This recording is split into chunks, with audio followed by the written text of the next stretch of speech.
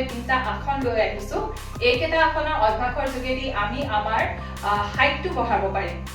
RD20 যদি আমি এইকেইটা আসন অভ্যাস কৰো আমি আমাৰ হাইটটো বঢ়াব পাৰিম আমাৰ শৰীৰত যদি যিকোনো হৰমনেল ইমবেলেন্সে দেখা দিয়ে এইকেইটা আসনৰ জৰিয়তে আমি আমাৰ হৰমনেল ইমবেলেন্সটো বেলেন্সত আনিব পাৰিম আৰু আমাৰ শৰীৰত গ্ৰোথৰ বাবে হাইটৰ বাবে যিটো হৰমনৰ প্ৰয়োজন হয় এইকেইটা আসনৰ জৰিয়তে আমি সেই হৰমনৰ প্ৰডাকশনটো ইনক্ৰিজ কৰিব পাৰিম বা প্ৰডাকশনটো ৰেগুলাৰ নিয়মীয়া কৰিব পাৰিম তেন্তে আহকচোন আমি আসন কেইটা কৰিবলৈ অভ্যাস কৰো মাত্ৰ তিনিটা আসন দেখাম অতি সহজ আপোনালোকে কৰিব পাৰিব আৰু আপোনালোকে নিজৰ হাইটটো বঢ়াব পাৰিব যিটো আজিকালি প্ৰত্যেকজনী ছোৱালীয়ে বিচাৰে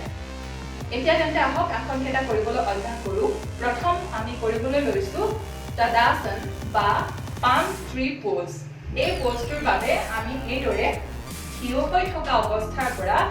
দুয়োটা ভৰিৰ মাজত প্ৰায় 1 ফিট মান ডিসটেন্স ৰাখি এইদৰে থিয় হৈ ল'ব লাগিব আৰু এতিয়া লাহেকৈ আমি আমাৰ দুয়োখন হাত শৰীৰৰ কাষেদি মাটিৰ পৰা সমান্তৰালকৈ এইদৰে দাঙি ধৰিম এতিয়া লাহেকৈ ওপৰলৈ যাম আৰু আঙুলিবিলাক ইণ্টাৰলক কৰি ল'ম কৰি হাতৰ তলুৱাখন ওপৰৰ ফালে দিম এতিয়া লাহেকৈ উশাহটো লৈ আমি আমাৰ ভৰিৰ আঙুলিকেইটা ঘৰত আনিবলৈ চেষ্টা কৰিম আমাৰ ভৰিৰ গুৰুহাকেইটা মাটিৰ পৰা ওপৰলৈ দাঙি থৈ উশাহটো লৈ গুৰুহাকেইটা দাঙি থৈলো ভৰিৰ আঙুলি ঘৰত আহিব আৰু ওপৰৰ ফালে শৰীৰটোত এটা টান অনুভৱ কৰিব যিমান সময় পাৰে এইদৰে থাকিবলৈ যত্ন কৰিব যদি কষ্ট হয় মাজতে আপুনি গুৰুহাকেইটা নমাই মাটিলৈ আহি যাব পাৰে কিন্তু যিমান দূৰ সম্ভৱ হয় ওপৰলৈ গুৰুহাকেইটা এইদৰে কৰি ৰাখিবলৈ যত্ন কৰিব আৰু শৰীৰত ওপৰৰ ফালে এটা টান অনুভৱ কৰিব এইদৰে যিমান সময় আপুনি কষ্ট নোহোৱাকৈ এইদৰে থাকিব পাৰে ইমান সময় থাকিব এতিয়া আমি পোজটো ৰিলিজ কৰিবলৈ লৈছো প্ৰথমতে আমি তলুৱাখন ভিতৰ ফালে কৰি ল'ম এতিয়া উশাহটো এৰি হাত দুখন শৰীৰৰ কাষলৈ নমাই আনিম ভৰিৰ গুৰুহাকেইটাও মাটিলৈ লাহেকৈ নমাই আনিম আৰু আগৰ অৱস্থাত ঘূৰি আহিম এইটো হৈ গ'ল আমাৰ প্ৰথম আসনটো 1 নম্বৰ আসনটো আৰু আমি এতিয়া দেখাবলৈ লৈছো আমাৰ দ্বিতীয় আসনটোৰ নাম হৈ গৈছে ত্ৰিকোণাসন এই ত্ৰিকোণাসনটো কৰিলেও আমি আমাৰ হাইটটো বঢ়াব পাৰো যেহেতু এই আসনটো আমি আমাৰ গোটেই শৰীৰতে এটা টান অনুভৱ কৰিম আৰু সম্পূৰ্ণ বডিটোতে আমি এটা ষ্ট্ৰেছ এটা ফিল কৰিম এই আসনটো কৰিলেও আপুনি আপোনাৰ গ্ৰোথটো মানে আপোনাৰ হাইটটো বঢ়োৱাত যথেষ্ট পৰিমাণে সহায় হ'ব তেন্তে আহক এতিয়া আমি আমাৰ সেকেন্ড আসনটো কৰিবলৈ লওঁ দ্বিতীয় আসনটোৰ বাবে আমি ভৰি দুখনৰ মাজত প্ৰায় 3 ফিট মানৰ এটা ডিসটেন্স ৰাখিম 3 ফিট মানৰ এটা ডিসটেন্স ৰাখিব এই অৱস্থাৰ পৰা প্ৰথমতে আমি আমাৰ সোঁ ভৰিখন সোঁফাললৈ এইদৰে বেকা কৰি ল'ম সোঁফাললৈ এইখন ভৰি চিধাকৈ ৰাখিম ফ্ৰণ্টৰ ফালে মুখ কৰি থাকিব বাওঁ ভৰিখন সোঁ ভৰিখন সোঁফাললৈ মুখ কৰি থাকিব আৰু আমাৰ বডিটো ফ্ৰণ্ট ফালে ফেস কৰি থাকিব সোঁ ভৰিখন সোঁফালে বাওঁ ভৰিখন ফ্ৰণ্টলৈ আৰু আমাৰ মুখখন ফ্ৰণ্টৰ ফালে ফেস কৰি থাকিব এই অৱস্থাৰ পৰা এতিয়া আমি প্ৰথমে উশাহটো লৈ আমাৰ হাত দুখন শৰীৰৰ পৰা মাটিৰ সমান্তৰালকৈ দাঙি ধৰিম এতিয়া লাহেকৈ উশাহটো এৰি আমি আমাৰ সোঁ হাতখনেৰে সোঁ ভৰিটো চুবলৈ যত্ন কৰিম আৰু বাওঁ হাতখন ওপৰৰ ফালে চিধাকৈ দাঙি ধৰিম এতিয়া উশাহটো এৰি লাহেকৈ সোঁ হাতেৰে সোঁ ভৰি টাচ কৰিব যত্ন কৰিম এইদৰে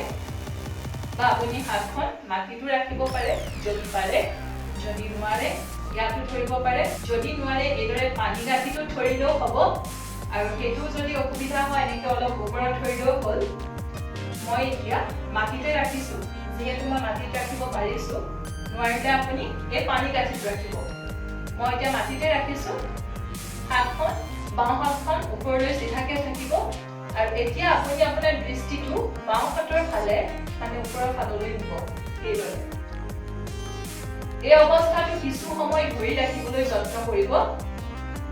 উশাহ নিশাহ এতিয়া সহজভাৱে কৰি থাকিব পাৰে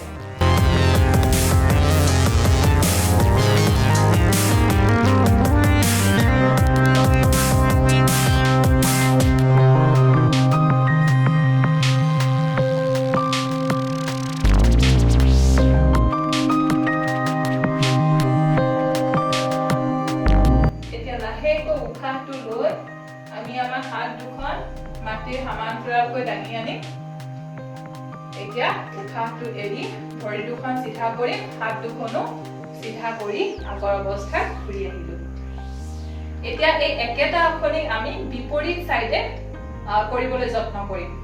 তাৰো বাবে একেধৰণে 3 ফিট ডিসটেন্সত ভৰিটো ৰাখিলো এতিয়া খালি আমি আমাৰ বাওঁ ভৰিখন বাওঁফালে মুখ কৰি ৰাখিম সোঁ ভৰিখন সন্মুখৰ ফালে থাকিব মুখখন চিধা থাকিব এতিয়া আমি এই অৱস্থাৰ পৰা প্ৰথমে উশাহটো লৈ হাত দুখন মাটিৰ সমান্তৰালকৈ দাঙি ধৰিম উশাহটো এৰি বাওঁ হাতখনে বাওঁ ভৰি সোঁ হাতখন চিধাকৈ ওপৰলৈ দাঙি ধৰিম বাওঁ ভৰি এদৰে পানী গাঁঠিটো ধৰিব পাৰে নোৱাৰিলে এদৰে অলপ ওপৰত ধৰিব আৰু যদি পাৰে মাটিত দিব এদৰে মোৰ দৰে এতিয়া আপুনি আপোনাৰ দৃষ্টিটো সোঁ হাতৰ ফালে কৰিব ওপৰলৈ এদৰে কিছু সময় অৱস্থাটো ধৰি ৰাখিবলৈ যত্ন কৰিব আপুনি যিমান সময় কমফৰ্টেবলি পাৰে সিমান সময় কষ্ট হলে বেছি ধৰি ৰাখিব নালাগে জাস্ট পশ্চাৰটোত আহি লাহেকৈ এৰি দিব পাৰে মই অলপ সময় এদৰে ধৰি ৰাখিছো এতিয়া লাহেকৈ উশাহটো লৈ আমি ওপৰলৈ মাটিৰ সমান্তৰালকৈ হাত দুখন লৈ আহিম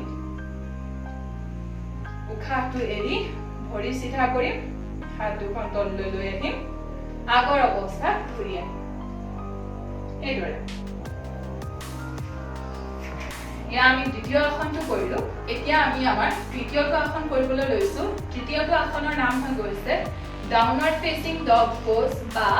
অধোমুখা শৱাসন তাৰে বাবে আমি প্ৰথমতে এই অৱস্থাৰ পৰা আমি কেট পোজলৈ আহি ল'ব লাগিব কেট পোজৰ কাৰণে এইদৰে ভৰি আৰু হাত দুখন মাটিত ৰাখিব লাগিব এইটো হৈ গৈছে আমাৰ কেট পোজ এইদৰে বাউখিৰ তলত হাত দুখন এইটো কেট পোজ এতিয়া কেট পোজৰ পৰা আমি লাহেকৈ আমি আমাৰ হাতৰ আৰু ভৰিৰ ঘৰত দি আমি আমাৰ গাটো ওপৰৰ ফালে দাঙি ধৰিব লাগিব হাতৰ তলুৱা দুখন মাটিত আৰু ভৰিৰ তলুৱা দুখন মাটিত পেলাই আমি হাত আৰু ভৰিৰ ওপৰত ভৰ দি আমাৰ শৰীৰটো ওপৰৰ ফালে দাঙি ধৰিব লাগিব উশাহটো লৈ এতিয়া উশাহটো লৈ হাত আৰু ভৰিৰ ওপৰত ভৰ দি মই মোৰ শৰীৰটো ওপৰলৈ দাঙি ধৰিবলৈ চেষ্টা কৰিছো এইদৰে এয়া গুলুহাটো যদি পাৰে মাটিত পেলাই ৰাখিব আৰু যদি গুলুহাটো মাটিত পেলাবলৈ দিগদাৰ হয় তেতিয়া অলপ এইদৰে উঠাই ৰাখিবও পাৰে আৰু যদি পাৰে গুলুহাখন পেলাই ৰাখিব এতিয়া আপুনি আপোনাৰ দৃষ্টি আপোনাৰ নাড়ীৰ ফালে ৰাখিব এইদৰে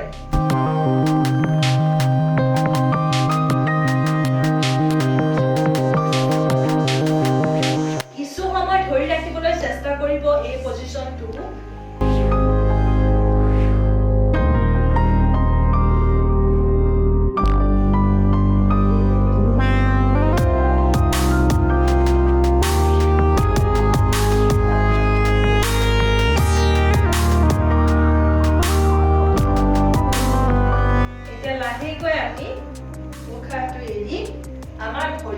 আগৰ অৱস্থাত লৈ আহিম কেট পোজলৈ এইদৰে